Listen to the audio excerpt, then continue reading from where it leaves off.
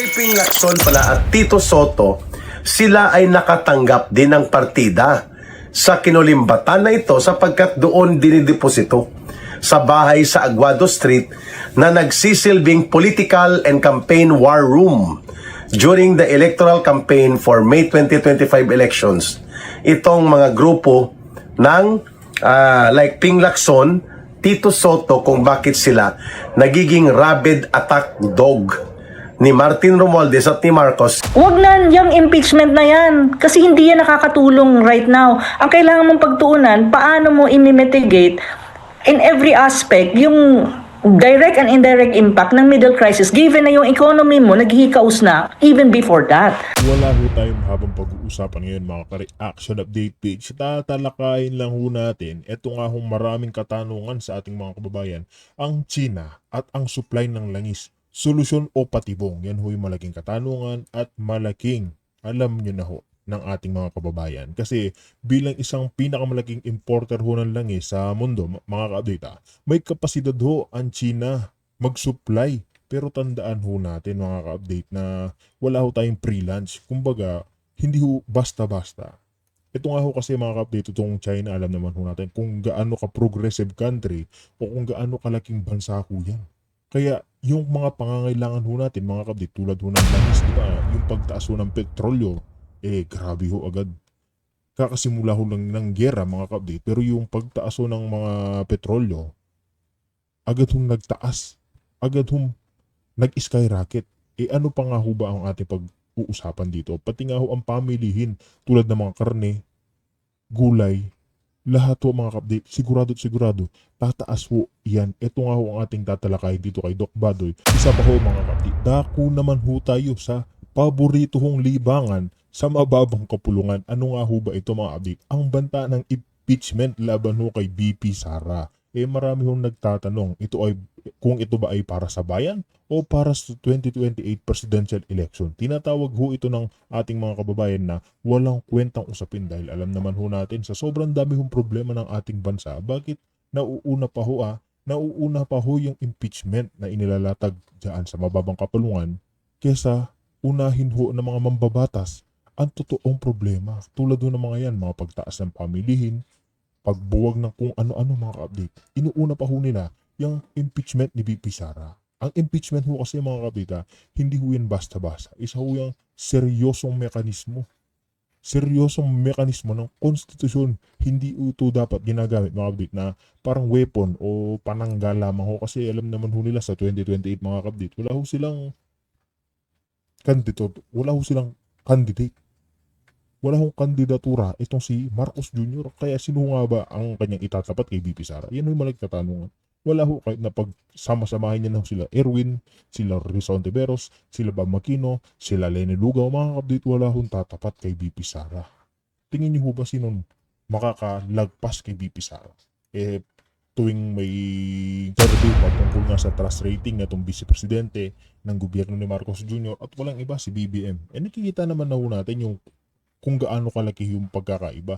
Si BBM negative, si BP Sara positive na positive. Diba? Kaya hindi ho natin sila pwedeng ipagkumpara. Lalo na yung mga pamilyang Duterte. Yung pamumuno ho ng Duterte mga kabita, hindi ho makakalimutan na milyon-milyon Pilipino. Hindi ho makakalimutan ng mga OFWs. Pati nga ho yung mga dayuhan na turistan bumibisita dito sa panahon ni Pangulong Duterte. Hindi ho nila makakalimutan kung gaano kasaya, kung gaano kasagana ang Pilipinas noon. Pero ngayon sa pamumuno ni BBM, nakita naman na ho natin mga ka-update yung downside. Wala hong pag-asa sa pamumuno ni Marcos Jr. Kaya mga ditract na muna ho tayo, pasadahan muna ho natin. Dahil hindi lang ho si BP Sara ang ating pag-uusapan, pati nga ho itong si Ben Dalo. Yan pong init ng ulo nila dyan sa 18 Brave ex-Marines, mga kapit. Tatalakayin din ho natin yan. Kasi itong si Tuta Soto, itong si Pinky Lacson, mga kapit, pumaldo sila sa mali-malitang ibinibigay ho sa kanila ng administrasyon ni Marcos. Kaya tingnan nyo kung paano ho nila protektahan si Ngagba at si Martin Luther King. Grabe ho mga kabdita. Dinaig pa ho ang alam nyo na ho yan. Kaya kung bago lang ho kayo sa ating channel, isang like, isang share, isang subscribe lamang ho, malaking tulungan. Pasadahan na ho natin itong kay Eric Celis. Kaya wala na ho tayong paligoy-ligoy pa.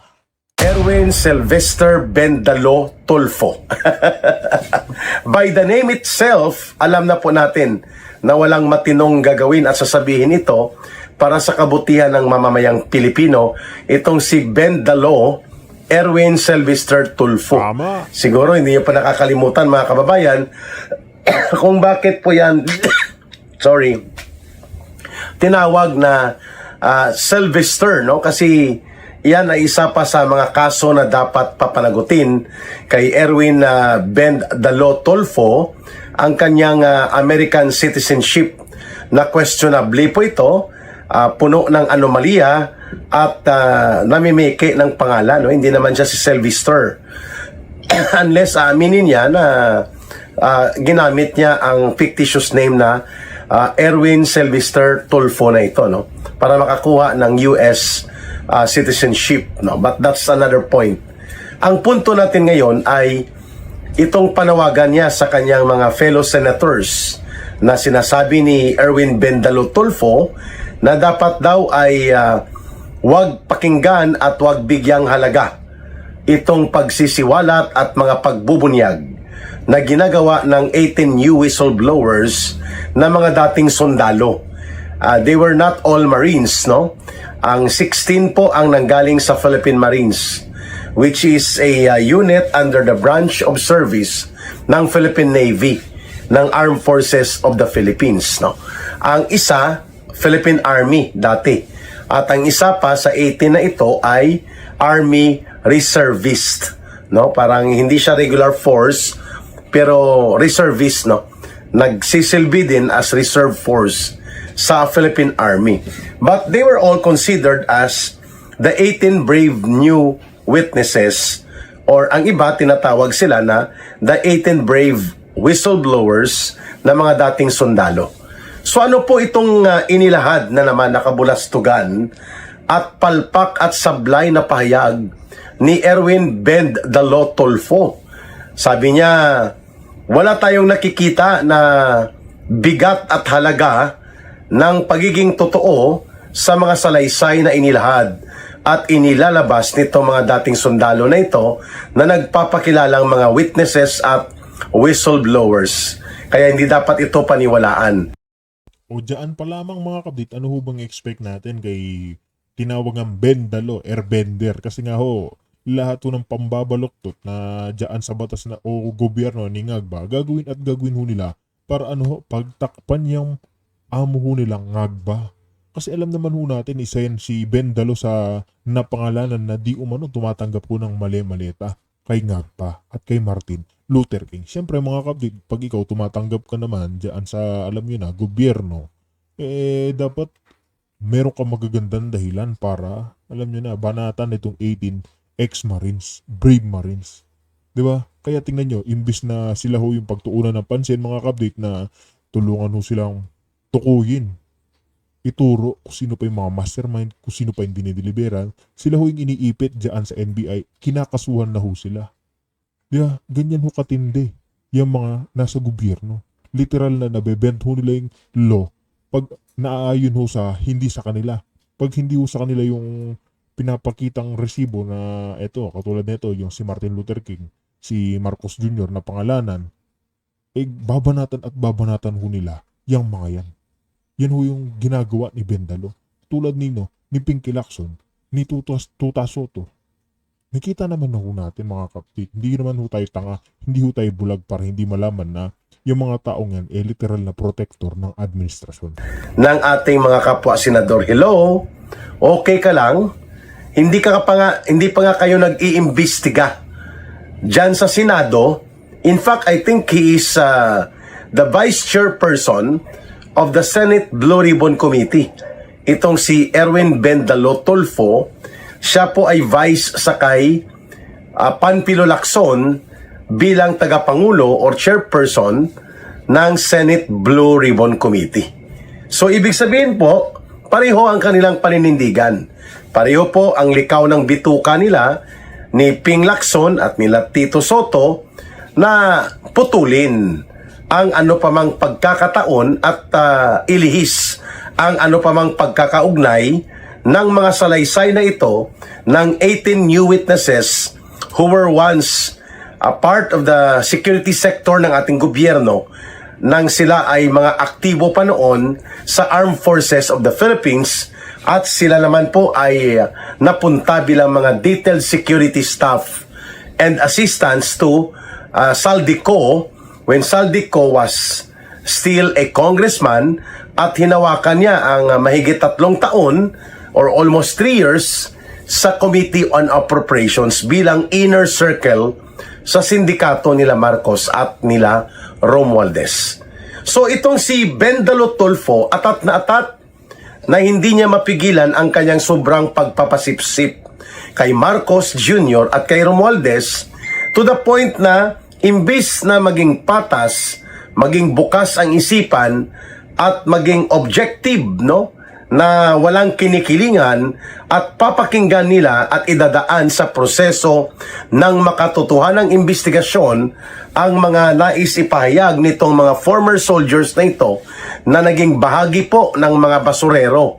Ito po yung reference term na ginagamit nila Saldico sa pagdi-deliver ng mga limpak-limpak, malimaleta, tuni-tunilada na salapi at mga kinulimbat na pera, tinatawag nilang basura. At itong mga detailed security staff and assistants ni Saldico ay tinatawag na mga basurero.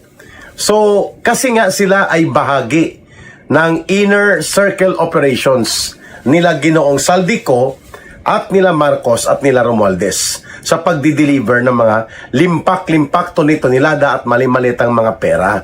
So, hindi pa nagsisimula ang investigasyon ay wala na silang ganang mag-imbestiga pa. Itong si Erwin Bendalo Tulfo at ang kanyang kabarkada na si Ping Lacson, na kapareho po nila Tito Soto, sila po ay nag-aakto more on the form of being special agents of Malacanang rather than senators of the Republic of the Philippines. Kaya sablay po, wala sa hulog at hindi sa interes ng mamamayang Pilipino, ito ang binabanggit ni Erwin Bendalo Tulfo na panghihikayat sa kanyang mga kasamahang mga senador na wag daw tangkilikin, wag daw bigyang halaga o pansinin pa itong testimonya ng 18 new witnesses. Diba, ano hong expect natin dyan kay Erwin, kay Tuta Soto? Diba, meron pa hong balita dyan na sinabi ni Tuta Soto na wag paniwalaan yung mga 18 brave marines kasi nga daw baka yung binigay daw sa kanya 5 maleta, baka hanapin pa raw sa kanya ng kanyang asawa. Tingnan nyo ho, naiisip nyo ho yung ganyan, pero yung pagpoprotekta ho talaga dito sa administrasyon, mga kapdi, sobra hong kakaiba. Lahat ho talaga mga kapdi gagawin ho nila para ho pagtakpan yung pagnanakaw ho nila. Kasi panigurado mga kapdi, hindi naman ho tayo pero tingin po natin, expectation ho natin, yung mga expect natin na amount na nakukulimbat ho ng mga senators na nagtatakip dyan sa administrasyon, aabot ho yan ng bilyon. Aabot ho yan ng bilyon mga kapdi kasi alam naman ho natin yung budget ng PCO, yung kay Auntie Claire Castro. Meron ho yan na budget sa PCO na 2.5 billion pesos. Ito pang mga senators. Kaya nga si Auntie Claire Castro mga kapatid, kung protektahan niya yung amo niya nga agba, napakagaling mo magsalita. Akala mo sobrang linis. Nung hindi pa ho siya dyan, Yusek, binabanatan niya ho si Marcos Jr. na magnanakaw. O dahil nga nabigyan ho ng 2.5 billion na pondo yung PCO mga kapatid, babaliktad at babaliktad ka talaga. Pera-pera lang ho ang usapin dyan.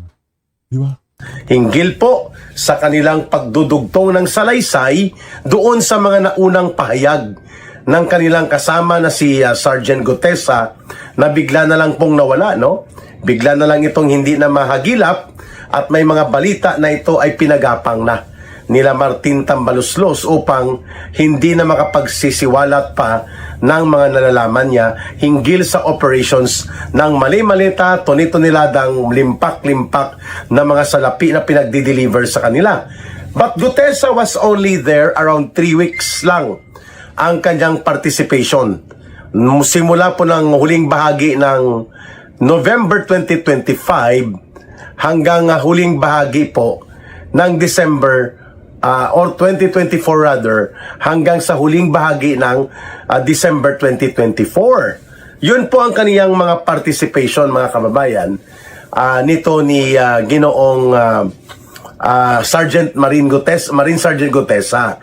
Pero itong mga nagsiwalat ng karagdagan na nagbubuo ng kwento ng mga salaysay din sa video na inirelease ni Ginoong Saldico at doon po sa mga snippets o mga sipi ng salaysay ni Sergeant Gutesa, nagdudugtong at tumutugma ang mga pangyayari, ang lugar, no, halimbawa Aguado Street. Ito ay nasa Malacanang Complex Compound.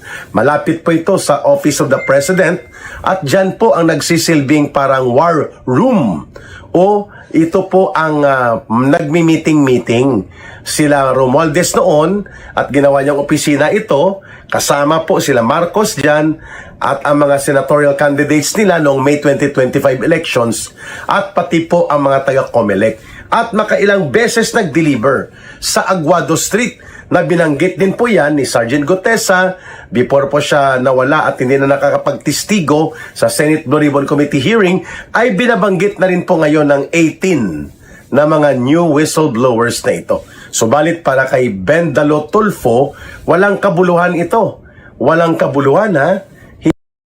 Nakakatawa lang ho dyan, mga kapdita. Bakit pagdating ho dito sa, alam nyo na, sa administrasyon na pag binabanatan ho yung administrasyon, automatic ho yung mga senators ng majority, protektado ho nila yung presidente at yung pinsan ho niyan si Martin Luther King, pati ho yung anak niya si Charis ng House of the Representatives. Bakit to? Tanong ko lang to, mga kapdita. Kasi nakaka-curious ho yan bakit pagdating ho, konting balita lamang ho na may dumating kay BP Sara, yung may makikita ho sila agad na side. Alam niyo ho yan, may konting downside pagdating kay BP Sara. Automatic, ang dami ho lang pinuputak. Impeach. Bakit pagdating ho sa administrasyon, tahimik ho sila? Agad ho nilang pinoprotektahan. Ano ang ibig sabihin? Maleta. Maleta lang ho ang ibig sabihin yan. Di ba? Kaya hindi na ho tayo magtataka. Oras na, alam niyo na, may lumantad pang another, yung mga sinasabi ho ni Attorney Baligod, kasi panigurado may mga lalabas pa ho mga ex-marines, mga kasamahan ho ni Sergeant Gutesa, tsaka yung mga kasunod, mga kapdate na ilalagdag pa rin kung gaano karami, bilyon-bilyon, trilyon-trilyon idinideliver ho nilang mali-maleta. Ang kaso, tingnan ho natin na pag lumantad ho yung mga yan, tsaka si Kong Saldico, ipapahanting pa rin ho nila si Kong Saldico at babalik ta rin po nila.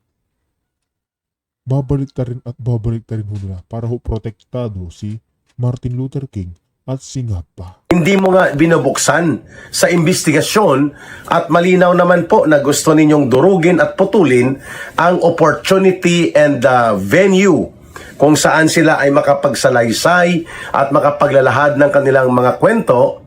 Hindi pa nga na kayo nagsisimula Nagdideklara na si Ping Lacson na magulo.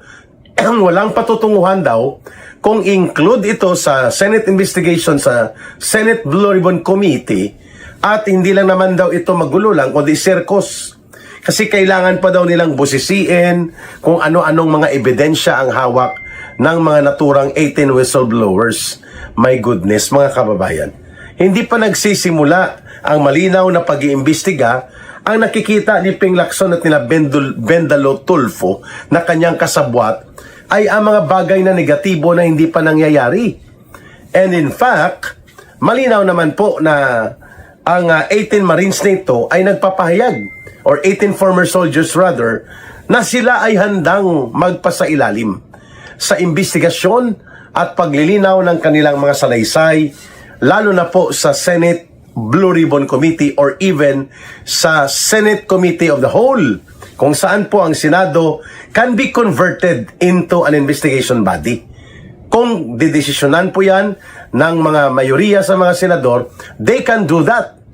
Pero hindi nila ginagawa dahil alam po natin, mga kababayan, that the criminal trails will lead to Marcos and Romualdez as the real masterminds and main principal conspirators kung bakit naganap po ang malawakang pandarambong at sistematikong pangungurakot sa kaban ng bayan that only in the aspect of flood control projects umaabot po sa 1.4 trillion pesos ang nawala, kinulimbat, dinurobo sa panahon ni Marcos at Romualdez in the last 3 budget cycles. At yan po ay nais patutuhanan, nais pong bigyan ng detalye ng mga 18 former soldiers na ito na ngayon ay handa na at nagsimula na maging witnesses and whistleblowers.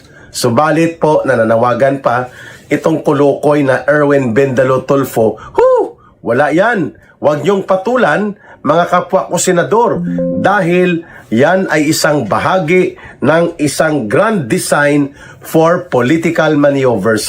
Totoo?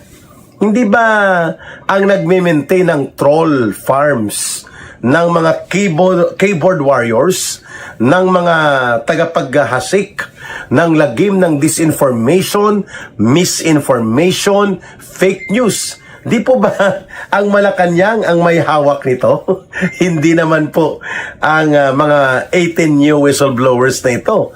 O bakit, Erwin Bendalo Tulfo, ikaw ay takot na magkaroon ng revelations tungkol sa mga nalalaman nila sa operations ng mga delivery na ito, delivery sa bahay ni Marcos Jr., dyan po sa may Forbes Park, delivery sa bahay ni Martin Romualdez, dyan sa may McKinley Road, dyan sa may Manila Polo Club na townhouse or super townhouse, and many more ang pag-deliver kay Trillanes sa bahay niya sa Antipolo. Pinangalanan din po ito ng makailang beses na nagdi-deliver ng hindi bababa sa tag 10 million to 20 million pesos per delivery at higit pa. No, sa salaysay nitong mga former soldiers na ito, kay Stila Kimbo at pati kay Ping Lacson pala at Tito Soto, sila ay nakatanggap din ng partida sa kinulimbatan na ito sapagkat doon dinideposito sa bahay sa Aguado Street na nagsisilbing political and campaign war room during the electoral campaign for May 2025 elections. Itong mga grupo ng like Ping Lacson, Tito Soto, kung bakit sila nagiging rabid attack dog ni Martin Romualdez at ni Marcos even inside the Senate, which is supposedly ang Senado, ang Senate Blue Ribbon Committee, ang tagapagtaguyod at tagapagtanggol ng interes at kabutihan ng mga ordinaryong mamamayan laban sa pang-aabuso at pagnanakaw ng mga nasa kapangyarihan. Pero ngayon, lumalabas pa na ang Senate Blue Ribbon Committee ang tagapagtabon-tabon, ang tagapagtakip na ano ho bang expect natin dyan nga sa Blue Ribbon na yan, mga ka-update? Wala na, kinansela na. Wala na ho tayong pag-asa dyan sa Blue Ribbon kasi nga ho wala na si Senator Marcoleta. Pero kung si Senator Marcoleta pa rin ho yung chair dyan sa Blue Ribbon Committee, mga ka-update, panigurado, meron na hong mananagot. Ang kaso, pinalitan ni Pinky Lacson, tapos si SP Chis Escudero, pinalitan ni Tuta. Tuta naman, mga ka-update, literal na tuta. Asuhan ni Martin Luther King. Ano yung expect natin? Wala ho tayong makukuha. Wala ho tayong, di ba?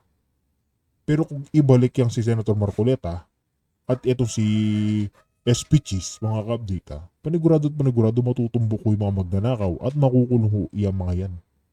Di ba? Pero kung pilit pinoprotektahan na yan, si Tuta Soto, pinipilit ho lang pinoprotektahan, wala ho mangyari dyan.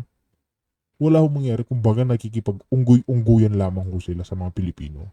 Ninanakawan lang ho nila, ginugutom, pinapatay ang sambayan ng Pilipino. Yan ho yung malaking katotohanan. Ang katotohanan dahil natatakot sila na dumugtong papunta po kay Marcos at Romualdez ang mga iba-iba pang salaysay na maaari pong maipalabas kapag nagkaroon ng fair and objective na pag-iimbestiga hinggil sa revelations na ito ng ating 17 new witnesses. Sa tingin ko po ay walang maniniwala, but instead pagtatawanan pa ng kapwa niya mga senador itong ginagawa ni Erwin Bendalo Tulfo and even mismo ni Ping Lacson, dahil ang Senate Blue Ribbon Committee ay wala ng ribbon. Wala na rin committee dahil ayaw niyang i-perform ng tama nang naaayon sa tamang proseso ng pag-iimbestiga every time po na may pumapasok na mga usapin ng katiwalian at abuso sa poder, kapangyarihan at pondo ng gobyerno. The Senate Blue Ribbon Committee should be a ready assistant to the interests of the Filipino people para po singilin at papanagutin ang ganitong uri ng mga paglapastangan sa kapangyarihan at poder na tinatapakan na ang kabutihan mismo ng mga mamamayang Pilipino. But the Senate Blue Ribbon Committee has already been converted by Ping Lacson, by Tito Soto, and even by Erwin Bendalo Tolfo. Magkakasabwat po sila dyan. The Senate Blue Ribbon Committee ay parang wala na po talagang saysay, wala ng kabuluhan, wala ng significance, sapagkat ang mga whistleblowers, ang mga testigo, ang mga nagbibigay ng salaysay laban po dito kina Marcos at kina Romualdez, pinag-iinitan nang sa ganun po hindi sila makakapagbigay ng buwelo ng mga salaysay nila. Ayun. So, pasensyahan na, Erwin Bendalo Tolfo, but you are on the wrong side of history. Kapareho po ni Ping Lacson, you will go down to the memory lane of our historical account ng ating mga kababayang mga Pilipino na may mga tulfo kagaya ni Erwin Bendalo Tolfo na naging bahagi po ng isang proseso na sinasalaula at the same time being exploited to the narrow political interest ng kanilang principal na si Marcos at Romualdez, ang kapangyarihan sana ng Senado, partikular pa ang Senate Blue Ribbon Committee. Well, what can you expect for a senator who happens to be voted into office dahil sa araw-araw nakikita po sila sa social media at sa mga television program nila at nagagamit nila itong sentimiento ng mga ordinaryong Pilipino, ng mga masa para makakuha sila ng kanilang mga political support at boto sa eleksyon kahit pa na hindi naman talaga sila hinog kagaya ni Rapi Tulfo at nitong Erwin Tulfo that they are not really fitted to be senators, pero nagagamit nila ang karanasan nila sa media at ang kanilang mga gulpi-digulat na operation. Kaya po, nangyayari po ang ating mga binabanggit, no? Kagaya ng pakialamero na Erwin Bendalo Tolfo na nananawagan pa na hiwag daw pansinin at ignore instead na buksan ang Senate Blue Ribbon Committee or even better, ang Senate Committee of the Whole, no? Kaya ngayon mga katita, oras na yung mga tulpo naman ho yung humingi ng tulong, humingi ng boto sa milyong-milyong Pilipino. Mga update, wag na ho tayong pabudol sa mga katulad ho ng mga yan. Yung mga nagtatakip dyan sa mga kabalbalan ng gobyerno, sa mga pagnanakaw netong si Marcos Jr., si Martin Luther King. Mga kapatid, wag na ho tayong pabubudol sa mga kabalbalan ho nila. Kaya update, isusunod naman ho natin ito pong another video dito kay Doc Badoya at dito kay Prof. Ana Malindugoy. Mga kadit, rekta na ho tayo dito kung panoorin ho natin at sabay-sabay tayo magkomento dito sa mga pasabog din ho nila dyan sa kabalbalan at pagtatakip sa gobyerno ni Marcos. PhD So kadit, rekta na rin ho tayo dito. administration, apart from its gross incompetence, no, what we saw, what we heard Bongbong Marcos say, no, he gave a very long laundry list of the things that he couldn't get done. Diba? Yes. Wala, hindi natin kaya ito, hindi natin kaya ito, pero wala siya sinabi na specific, no. But anyway, we'll talk about that later. But what I want to understand, no, are the implications of the Middle East conflict on the Filipino people. Yes. I read your post. It was you said about direct and indirect. Kung ano yung epekto niya sa atin. Ang magandang tanong yan, Doc Lorraine. Napaka-importante po, mga kababayan, ang tinatawag natin, ang nangyayari ngayon sa Gulf, or the Middle East, the wider Middle East. Pero before anything, let's contextualize.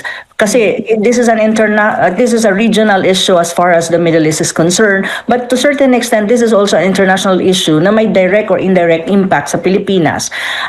Kailangan natin maintindihan. First and foremost, just to be very just to lay ground the predicate, ang attack ng US at Israel sa Iran under international law is really a violation, and at the same time, as far as the UN Charter is concerned, it is a violation.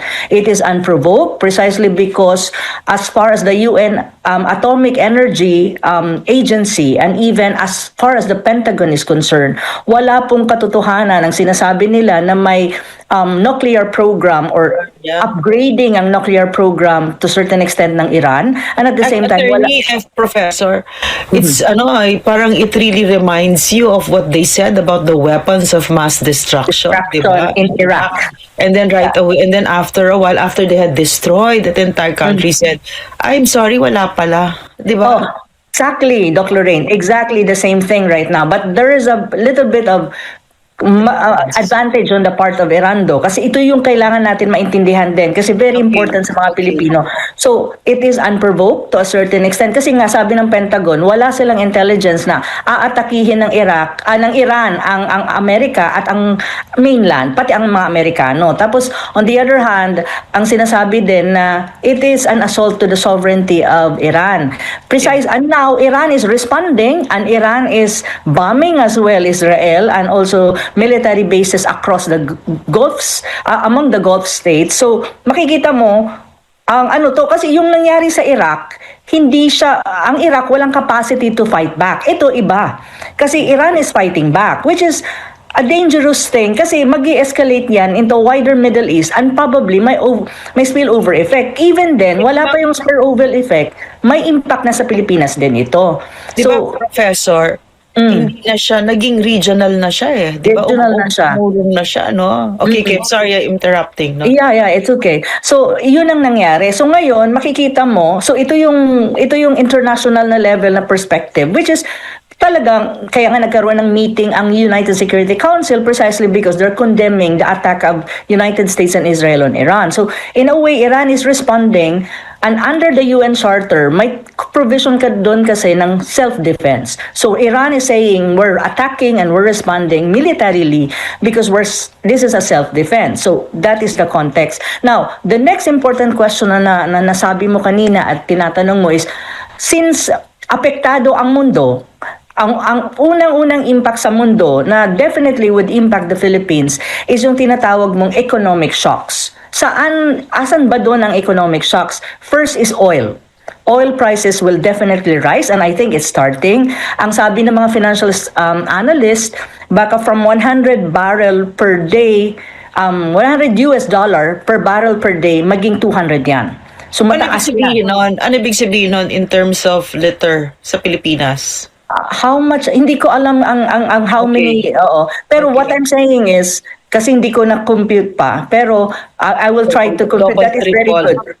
Yeah. Double, triple yan. Pero ang tanong kasi doon, so kung tumaas sa merkado, sa international market, ng ganon kataas, ano ang impact sa mga countries like the Philippines na oil import dependent? Kasi oil import dependent tayo. Ang ating mga industriya and even ating the usual, kahit na yung mga bahay, pag tumaas yung oil, lahat tataas. So yun yung importante na maintindihan ng mga Pilipino. Na malayo, ang sinasabi kasi ng gobyerno ni BBM, malayo yan. Malayo yan sa atin. Which is ang tawag nito, ewan ko kung anong klase. I am not sure if it's Gibo or some I'm not sure, but I read Wait, Anna, who was the nincompoop that said that? Somebody from the Marcos administration? Yeah, somebody from the Marcos administration. So basically said, malayo sa bituka yan? I'm asking my friend here to double check kung si Gibo. Yeah. But I think it was Gibo na saying malayo ang Middle East.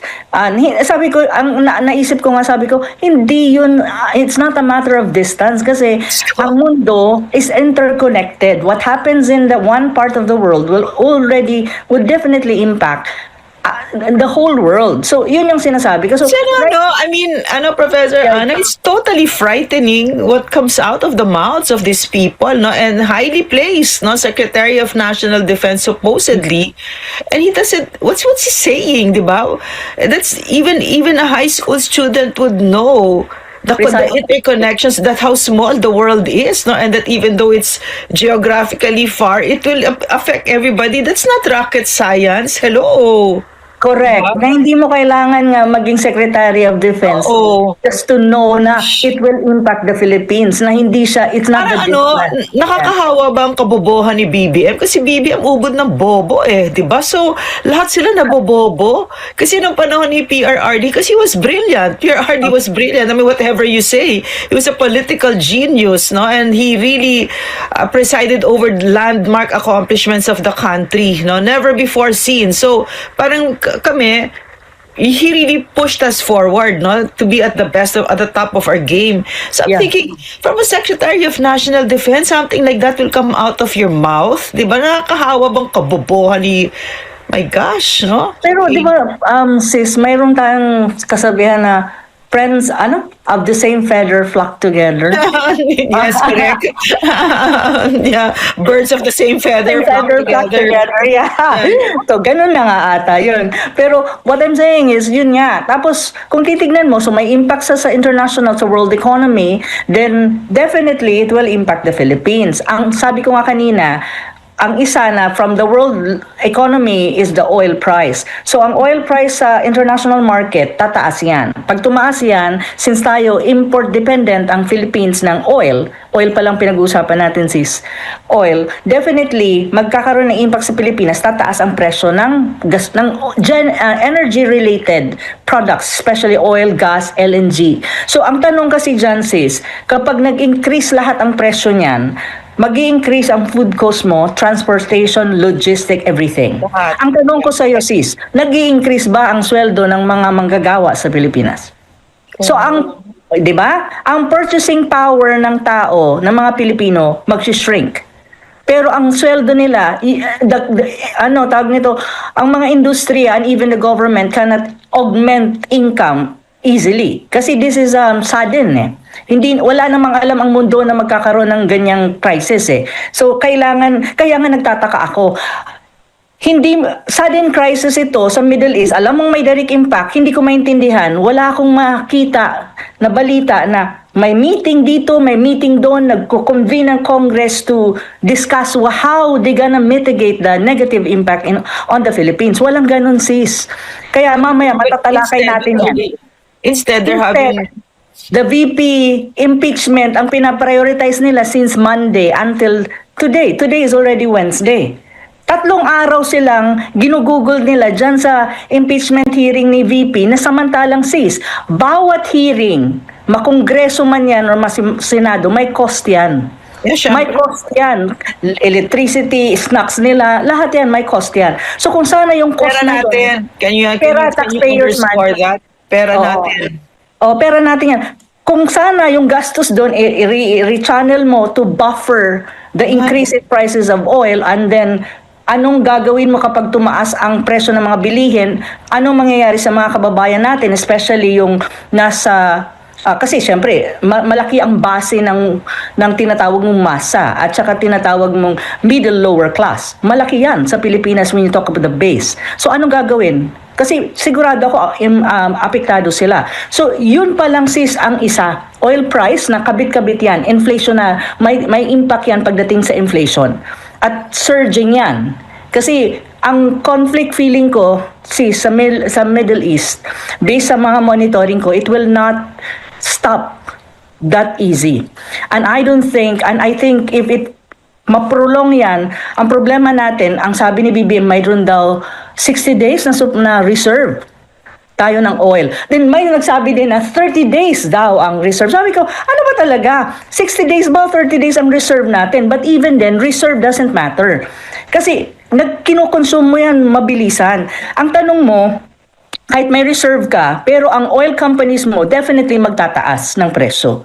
Kasi ang kanilang problema, they have to get supply kahit may reserve ka ngayon, they need to get the supply. Pero ang problema mo, sarado ang Strait of Hormuz mo, sino mang dadaan doon, ibabomb ng Iran. Sabi talaga yan ng Iran. Ang country lang sis na hindi nila ibabomb, pag ang oil tanker papasok doon sa Strait of Hormuz is China.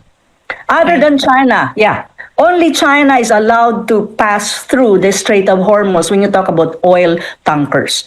Others, they will bomb. And that is Why? because China and Iran are friends. Oh, I see. And China Not support. Russia is a friend of Iran. But Russia, pero ang Russia kasi hindi naman may sariling ang Russia, energy. Supply of energy sila eh. So ang nila, they have another route and they have may mga pipelines sila under the sea. So hindi problema ng Russia yun. But I think if Russia will say na papasok kami dyan, okay lang ba? I think they will be granted that passage. Pero ang China kasi ang shipment ng oil from that part of the world in the Middle East going to our side of the world, which is the Indo-Pacific, ang Chinese tanker dyan dumadaan. So, ibig sabihin, kung maganda sana ang relationship natin with China right now, under BBM administration, makakakuha tayo ng concession na, pwede ba kayo na lang bumili ng oil, tapos bayaran na lang namin, kayo ang pumasok doon sa Iran or doon sa Strait of Hormuz, tapos kami na lang, babayaran ko na lang kayo. Kaso, we don't have good relation with China under BBM. Also kasi with BBM kasi, for him, the moment he won, his task was over. That was his task to win. No, and then he was there to steal and not to serve the people. Therefore, everything that you're saying right now, no, all of that PRRD knows that eh. All of actually yes. Very astute geopolitically. He really knew all of these things. But look at this guy. He doesn't even seem to have 2 brain cells left, no? Yeah. He cannot even march. I saw a video of him. He couldn't even march. Parang Kuba siya, no? it's really the brain of a drug addict where not just the cognition but the motor skills are already affected, no? So true. But sis, wait a minute. Okay lang. Professor, so those are the implications to us, diba? That's one, oil only. That's just oil so pala. far. What Mayroon else? pang that's oil. So alam na natin 'yon, 'di ba? Second is OFW. OFWs. We have at least 2 million to 4 million. 2 million to 4 million OFWs in the Middle East and roughly malaki sa Gulf state, especially yung mga nagtatrabaho sa Saudi and Dubai. So, ang tanong kasi niyan, ganito. Ang gano kasi diyan, ang issue ng OFW is first and foremost is evacuation. Yeah. How would you evacuate? Especially kapag mas lalo pang na-intense and nag-escalate at saka halimbawa magsara ang mga kumpanya kasi nababam na ang kanilang countries and mga cities, mawawala ng trabaho ang OFW mo. So pag mawala ng trabaho, paano mo i-evacuate? Kanina ini-interview si BBM, evacuation. May 1,400, in between 1,000 to 1,400 na mga kababayan natin na gustong umuwi ng Pilipinas. Tinatanong, ano yung evacuation plan? Anong sagot ni BBM? Mahihirapan tayo dyan. Yeah. So, ang hindi ko maintindihan, as president... Hindi pwede. Mahirap. Baka mahirapan tayo. Depende. Kaya nang ganon. Diba, as president kasi, you don't say that in public kasi lalong bababa, alam mo yon yung parang nadidismaya. No. Can I just say, hey, Bongbong Marcos, okay? Why you're not supposed to be giving us a laundry list of the things that you cannot do is because you were voted into office for all the things that you can do for us. Okay? Precisely. We're not here to listen to you say that I cannot get the job done. If you cannot get the job done, resign. Okay? True. Because our lives are on the line right now. On the very line. clear that you can't do it. No, you cannot. You cannot do it. Resign already. No, so Kasi nagiging, ang ano ko doon kasi, as the president, you're supposed to give some kind of encouragement and Yes. tapos Yeah. hindi gano'n ang maririnig mo. So kung ikaw ang OFW, ngayon na humaharap sa gera doon, anong mararamdaman mo? Naalala mo, Professor Ana, sinasabi ni PRRD, paulit-ulit yung words niya. Huwag kayong matakot, hindi ko kayo iiwanan. 'Di ba? Ganun siya. Oo. Oo, ganun siya. That's the job of a leader. No, you're supposed to be there. No, you can really allay the fears. You can really make them feel confident and hopeful, and then give them a reason. Oo, why. yeah. No, hindi ka puro Oo. salita. No, Saka, eto sa salita na nga lang, hindi pa niya kaya. Yun Wala pa na. siyang ginagawa, di ba? correct. Eh, wala. Joseph. Parang gusto, ito pa ang ano ko kanina. Sabi ko, my God, you're the president. You're supposed to give us hope. And you're supposed to say that, okay, this is difficult, but we will do it. Yeah. You listen to the PM of Singapore. Sinabi niya sa mga Singaporeans, I know we will have a problem, but we will find a way to secure Singapore through unity and all. Kay BBM parang, no, you have to give us hope, but there's no hope. So ang feeling ko, you're the president, but it seems that you become a liability instead I have a question to you, Professor Anna. I have a question to you. If your life is on the line, I understand. personally, would you put your life in the hands of a drug addict? Would you? I mean, would you? That would you is the right have some question. hope? Would you have a trust? Would you have trust? Would you have? Of course not, right? Di ba? Of course, yeah. Pero given the situation kanina, sa press con, everyone is hoping na sana naman may mangyari or may masabi siyang something encouraging, but to the dismay of everyone, wala. Parang kakamutin pa ni BBM ulo niya. So, even that issue is evacuation. That's only one. And alam mo, sa evacuation, what they have to do in government is first and foremost, making sure the diplomatic relation of the Philippines is really intact. Because you need to coordinate with countries in the Middle East, and you need to coordinate with countries in ASEAN, and even actually China can help. But China will, imagine, how BBM will talk to China when BBM has no relationship with China that is good at the moment. So Yeah. that is a huge disadvantage. Pero coordination yan eh. Diplomatic coordination is very important. Now, that is one problem, evacuation. Sunod niyan, kapag in-evacuate mo, Dr. Lorraine, ano ang susunod? Labor displacement. So ibig sabihin, uuwi yan, walang trabaho. And then the government has to provide some kind of assistance. Kasi may pamilya yan eh. At saka, modern heroes natin ang OFWs. Why? Precisely because, sis, ang remittances ng Pilipinas, which is 9%, more or less 9% of our GDP. Okay? Oh. That's a big chunk of our GDP, and it's a economic macro stabilizing factor in our economy. We need remittances because that is the lifeline of our economy. Really true. Kapag yan nawala, dahil hindi naman mawala, sabihin natin, mas-shrink yan precisely because of the raging Middle East war that is happening right now, malaking impact sa Pilipinas. Bakit? Maapektuhan yan yung reserves mo. Kasi ang padala nila in dollar terms eh. You make it like part of your reserve. Because we use dollars when we buy goods in the international market. And take note, sis, oil is one. We are import dependent on oil. We're import dependent on rice. We're import dependent even in potato, kamatis, sibuyas, salt, Can I, almost many things. Can I also break that down a little bit? Marcos is also there, the mismanagement, no? In the Precisely. sibuyas, bigas, everything, the smuggler of a brother-in-law that he's not doing anything about, di ba? He's That adds to the problem. Salot talaga itong president na ito. Oh, no? it is. Ibig sabihin, mayroon kang mga ganyang problem existing right now. Tapos you have a Yeah. crisis. Tapos it Yeah. will escalate. So pag kinumbine mo siya, sis, wala. Yeah. Pasabog tayo economically speaking. So that is the second layer of direct impact sa Pilipinas, ang OFW vulnerability mo. And then the third one is the pressure on peso.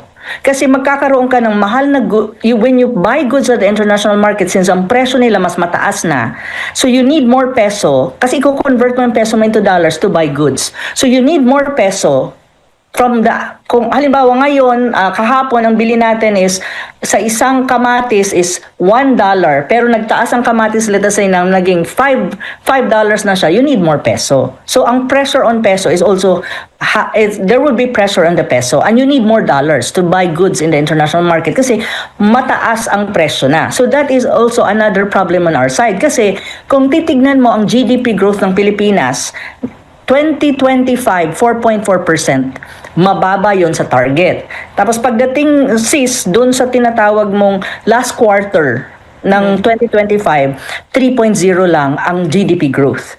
Tapos pagdating sa investment, ang investment sis kailangan foreign capital and local capital. Kasi kapag may foreign investment, ibig sabihin yung ekonomiya mo gumagana at nagkakaroon ng activities.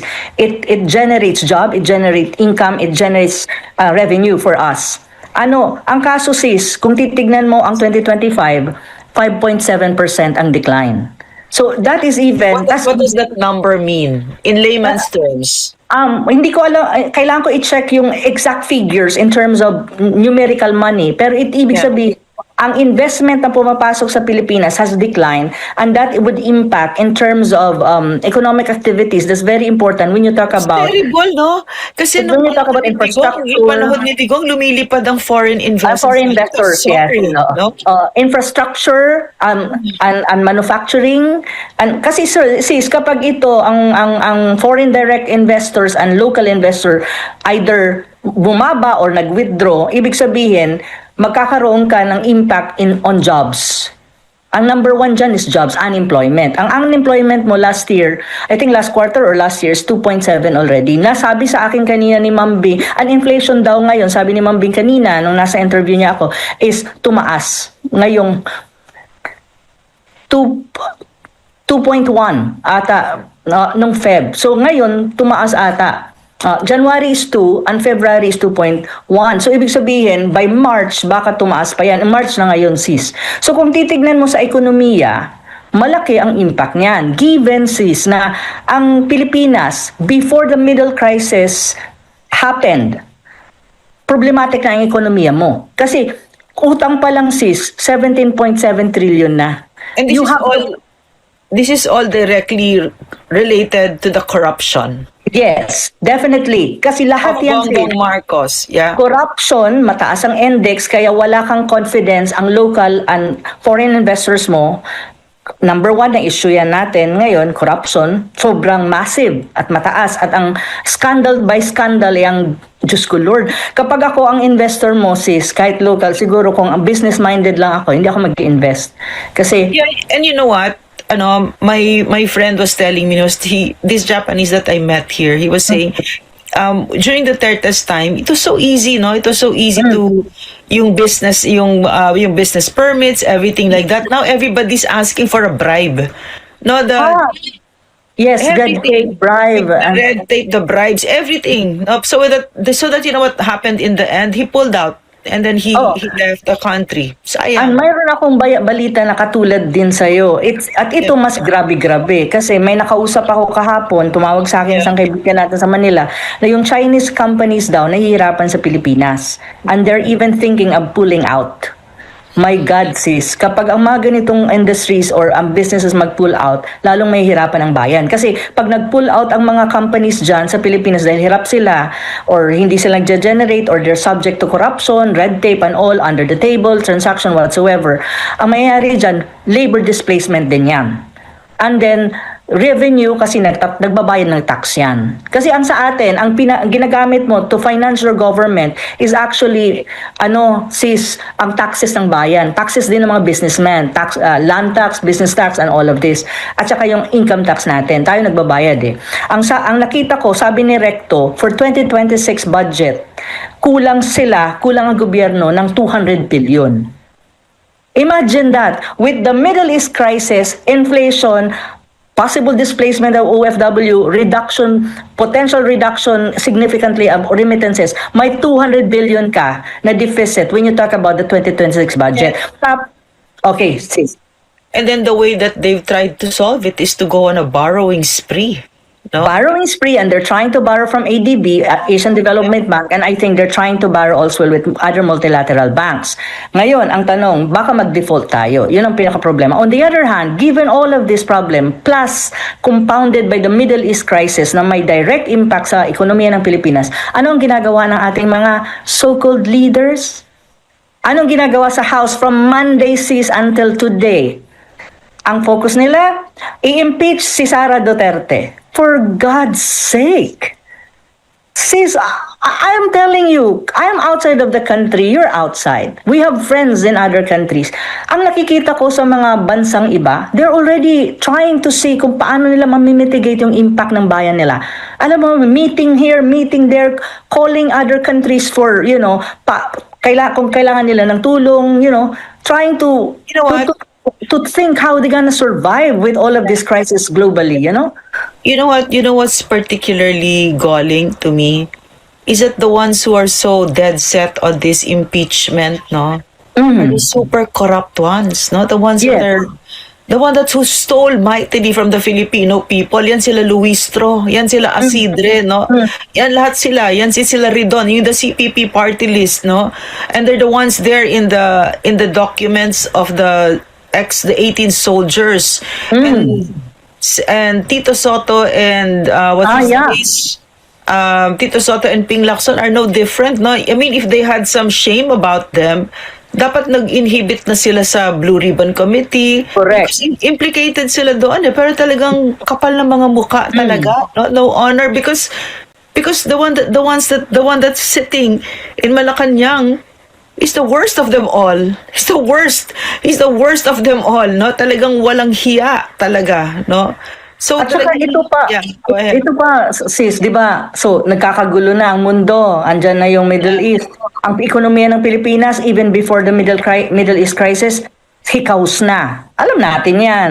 Di ba? Andyan naman lahat ng statistics eh. Yeah. Na sinabi ko naman kanina yung iba. Tapos, ngayon, ang tanong, ano gagawin ng gobyerno mo? Ito pa ang nakakainis kasi nakakarinig ako ng mga bali-balita, allegedly. Kasi ngayon, ang impeachment case ni Sara, ni Vice President Sara Duterte, kahapon ata, they ruled na may, Monday ba o kahapon na inform, ang tawag dyan? Tas ngayon naman today, parang okay siya, in substance din, na-confirm nila na in substance is, according to the Committee on Justice ng House, is okay then confirm. So ngayon, from the committee level, ilalagay na nila yan sa plenary. Pag nilagay sa plenary, i-deliberate siya. Though may isa na sinasabi na bibigyan daw nila si VP Sara ng 10 days to respond. But if you really look at the script, kung babasahin mo talaga siya, madadala na yan, ang susunod na step niyan is plenary na, so di-debate. At saka may mga naririnig ako, well, ang dami nating kaibigan dyan na nag-message, allegedly, na hindi, baka just to sign the impeachment, no? Mga 20 million ata bawat isa daw, allegedly, or more. Allegedly. Yun ang mga chika-chika na naririnig ko Wala sa na, mga... dalin mo na yung allegedly na yan. Totoo yan. Yeah, totoo Oo. yan. Even when Eric and I were detained, no? How the staff of the Congress, the ones who were really following, mga DDS sila, no? They were telling us, right after we were detained, the ones who participated in our detention had already paper bags. So as early as that, no? And with 10 million pesos inside, no? So yan yung kalakaran nila. So I don't like that alleged. It's true. No? Ito sis, babasahin ko pero hindi ko babanggitin pangalan ng kaibigan na ito insider. Yeah. Ang sabi, Ma'am, heard chika, Palace will use pork, P-O-R-K, pork, alam na natin yan, again to influence House to impeach VP. I mean, ito, binabasa ko, message ng friend ko, na insider. So sabi ko, hindi ako sumagot. Pero alam ko na kung anong ibig niyang sabihin. So ako naman, hi, Diyos ko Lord. Sabi ko, yung mga yan, kung gagamitin mo yan to buffer the impact of the oil prices sana, kaso they will channel it to some kind of corruption pa rin na nakakainis sis because hindi naman nila pera yan. Pera natin yan. Tayo nagbabayad ng buwis. Diba? Parang ang sakit na maghihikaos kami, lalo na may Middle East crisis ka, may impact direct to economy, tapos ang pera namin, buwis namin, magiging pork na ipapon mood mo para lang matuloy ang impeachment na yan at magkaroon ng hearing sa Senado. Ano ka naman dyan? Diba? Parang, God, parang under BBM, ang feeling ko, it's a God-forsaken place. Under BBM, ang Pilipinas. So, that's crazy. To be very honest, at the highest level. You know? Pero ang tanong pa, sis, wala akong makita sa administration ni BBM na siya nagpipreside ng kumbaga ng meeting to even look at how he can possibly mitigate the impact directly on Philippines. Ang nakita ko lang sa news is Recto. Sabi ko, bakit si Recto ang nagmi-meeting? Hindi na ba kaya ni BBM mag-meeting on his own to convene his cabinet? What we gonna do? Why is Recto the one meeting with people to, ang nakalagay doon kasi sa news is para daw tignan kung anong gagawin ng Pilipinas with reference sa OFW at sa impact ng Middle East crisis. So may ganon. So sa akin parang, ano ba to? Sabi ko, kawawa naman ang Pilipinas sa mga nangyayari. Di ba? That is even the direct impact, sis. Mas matakot ka sa indirect na possibilities.